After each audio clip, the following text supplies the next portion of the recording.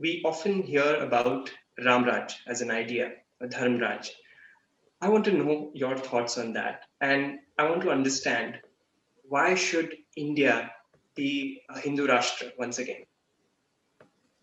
Two very powerful questions and wonderful questions, bearing in mind that I have as my beautiful backdrop Sri Ram and Sitaji and Lakshmanji.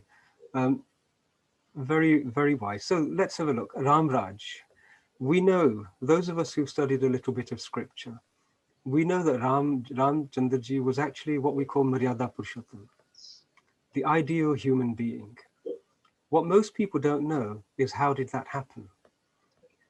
Now, at the age of 16, he was actually chronically depressed. He had been on a yatra like Gautam Buddha, disillusioned, and he insisted, when Brahmrishi Vishwamitra and Brahmrishi Yorkvishist were there, he said to them in front of Raja Dashrath, he said, I am so distressed. This world is a place of suffering. What is it that you rishis have that you can walk on this earth smiling, which I don't have? And if I'm not qualified, if I'm not fit to receive it, then I would like my life to end at this moment in time. And then a wonderful conversation occurred between Yuvraj Ramchandraji and his Rajgurus. And that conversation, we have captured it. It's in the Maharamayan, as it's called, the Yorkvishist. And at the end of that conversation, Ramchandraji is a self-realized human being. And then all of the decisions, Sri Ram has appeared, all of the decisions that he makes from that point forward are the decisions that an enlightened human being would make, with a view on the bigger picture, not bound by mortal foibles or fears or worries or anything like that, but capable to be a person with every decision indicating 100% the benefit of all of humanity. And so a person who imbibes those principles and then manages to pour them into the social structure, that person will create a society which will subsist, it will last for as long as people don't become corrupted. Now, there is an interesting dimension on this. I was having a chat with a lawyer about the manner in which the Bharatiya community, wherever they go, they have the lowest rate of criminality. They have the highest rate of what's called integration. And I put it across to them that most of our people, my parents certainly, when they came, my mother didn't understand English legal practices, and yet everything she did was naturally a lawful process. And our people, wherever we go, whatever we do it from the point of view of a dharmic instinct, a basic understanding that what harms me will harm other people, so I don't do it. Now, if you can have people whose heart and mind works in that way, you don't need law books. You don't need libraries and libraries and tomes and tomes.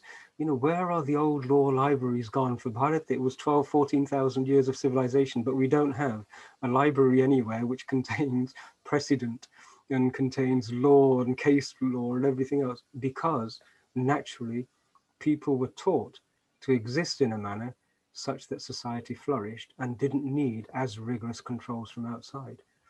In the absence of those, you have a society which needs to be rigorously regulated by law and then policed by force. And so Ramrajya is one where human beings know that they are interconnected, that what's good for one is good for all. All of those principles that are dharmic principles, they are embodied in people. And then those people create a Ramrajya. They create a society in which everything flourishes because it's intended for the good of everybody. It's not done for personal, petty, mortal concerns. So this is my vision of a Ramrajya. Now, a Ramrajya, we are lucky in that we have precedent, we have guidance, we have Dharma Shastras, we have Dharma Gurus, we have carved into the walls of mandirs guidance. I remember going to Ellora and Ajanta, and carved into the stone walls of the temples is guidance. So we have it everywhere. So naturally, we will emerge as people who are dharmic. There is an element of tainting and polluting now because you all have MTV and things like this. And so people are being overstimulated, but the drivers are still there. And after a period of time, those drivers will come to the fore. So Ramrajya is absolutely critical. It's the natural way in which dharmic people travel this journey of existence.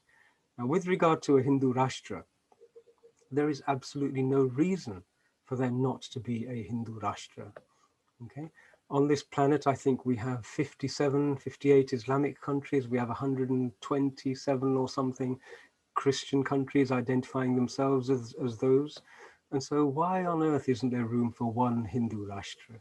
Right? Anybody who says, no, a Hindu Rashtra is a bad thing is naturally proven to be a hypocrite if they don't object to hundreds or tens of countries following different theological and civilizational principles.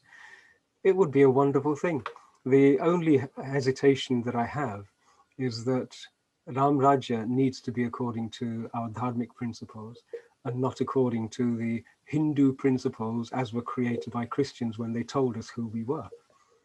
They have to be how we know ourselves to be.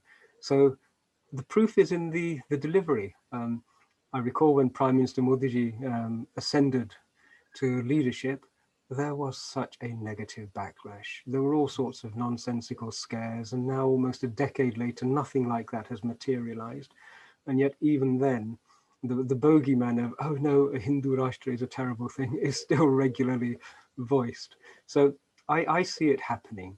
A Hindu Rashtra is a dharmic Rashtra. But in a dharmic Rashtra, we don't place human rights beneath religious rights. This is the key difference. In every other nation who identify religiously, they place religious rights higher than human rights. So naturally, a Hindu Rashtra is an improvement on the status quo. Absolutely, Panditji. Namaste. We hope you enjoyed this Chitti Media content. Please remember to subscribe to us and switch on the notifications for this channel. For our other social media links, more content, and to support our work, please visit citti.net. Dhanyavad. Namaskar.